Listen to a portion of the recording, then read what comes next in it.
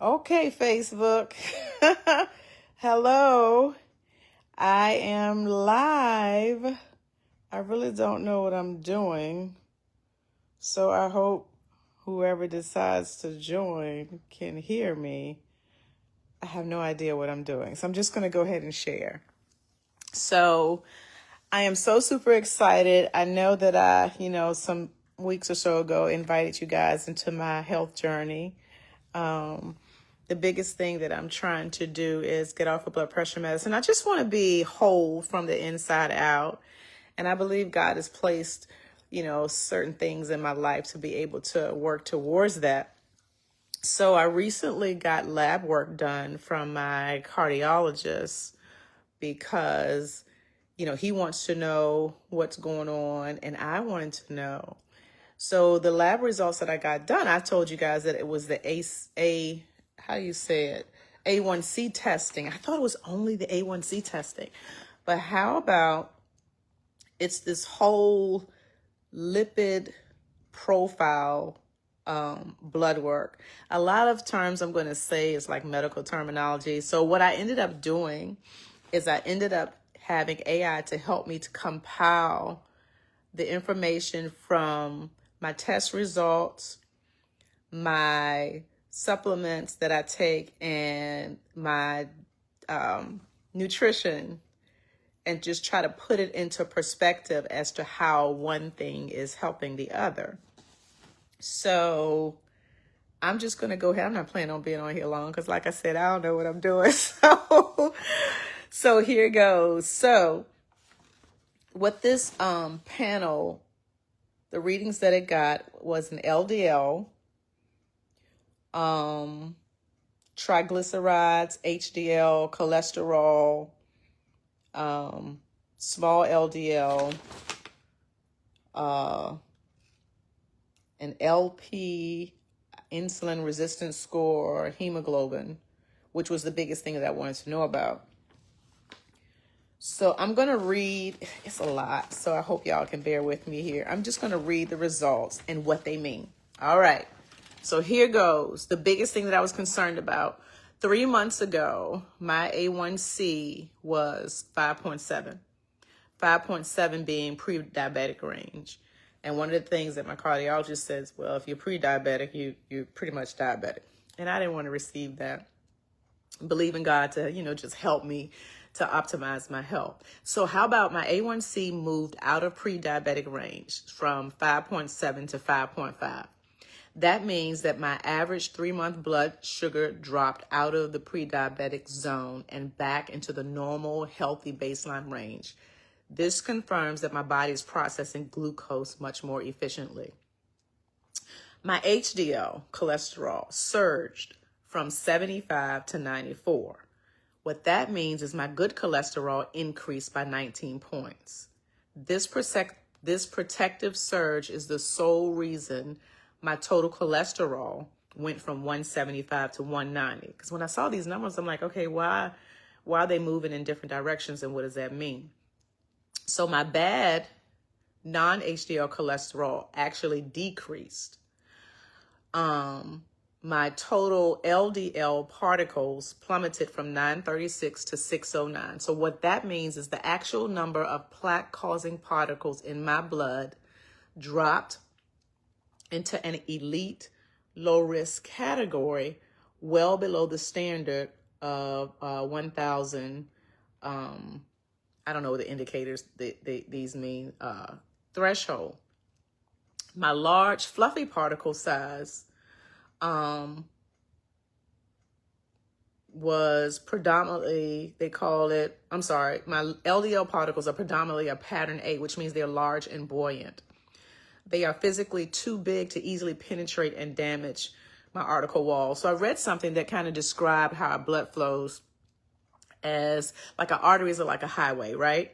So, on a highway, you want consistent, you want smooth traffic. And what I read was that you would rather have a bunch of large trucks consistently moving on the highway versus a bunch of small cars. Okay, so I hope that makes sense. And that helps with, like I said, where is it? How the particles move through my bloodstream. I hope I'm saying that right. But anyway, so then there's my rock bottom triglycerides, and that was 49. And it said my triglyceride to HDL ratio is an exceptional 0.52. Anything under 2.0 is ideal. This confirms superior metabolism and excellent insulin sensitivity. So, how does my dietary additions and supplements support these results? So my daily choices create a powerful multi-angled approach to protecting my heart and metabolic health.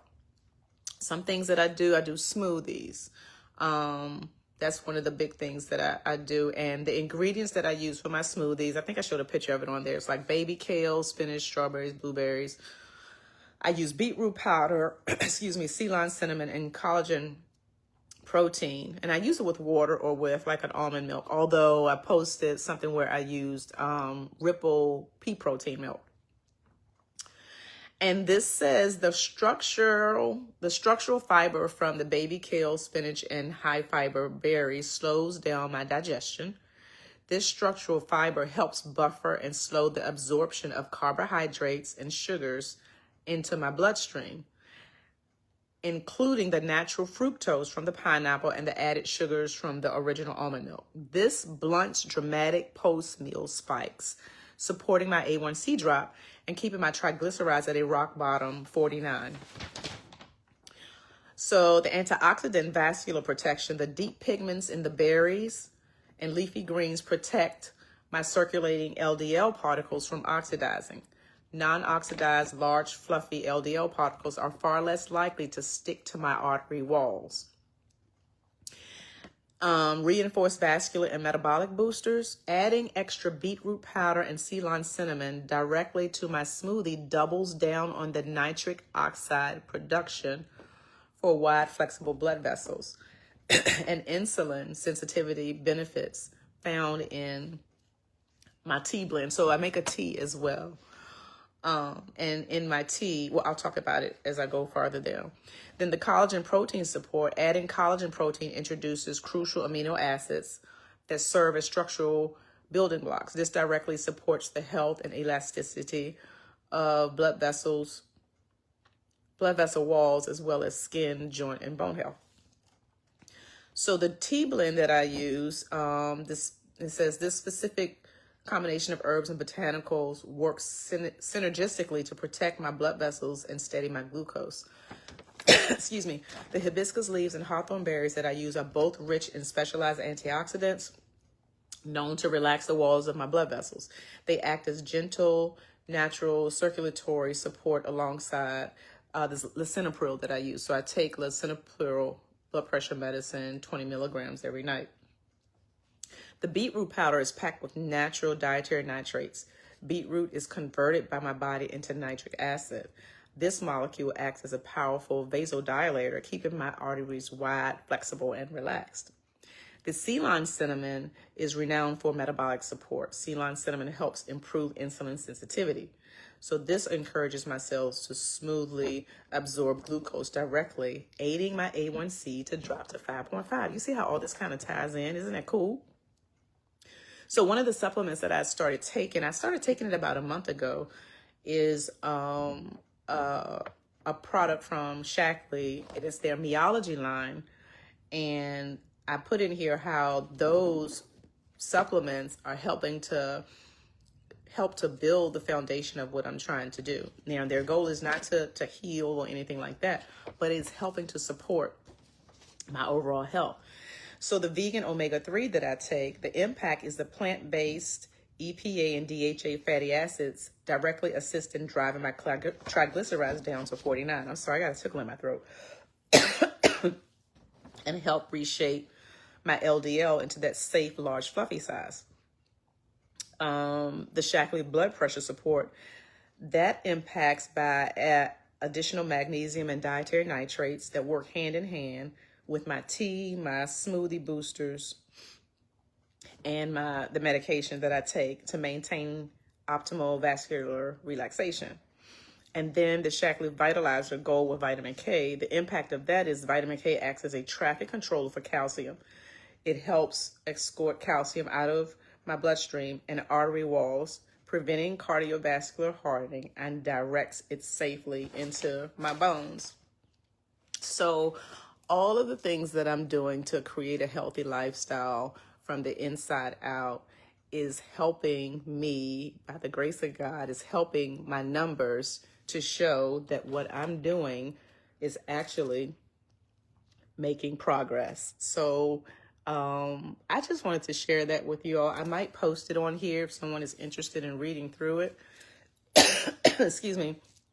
Just as a way to show you that what we put in our body, you know, it can help to heal different things that we have going on, because it's supporting the natural process of what our body needs in order to heal itself. So again, you know, I hope this helps someone. I'm excited that my A1C is down 5.5, that my cholesterol is where it needs to be, my triglycerides are where they need to be. So I went to my PCP today, my primary care physician, and she did labs as well. But she did it for a different reason. She wants to see how my liver is functioning, how my kidneys are functioning. So that'll be another report. And I'm expecting a praise report for that. So just wanted to share my little small, well, I shouldn't call it small, but the victory that I have.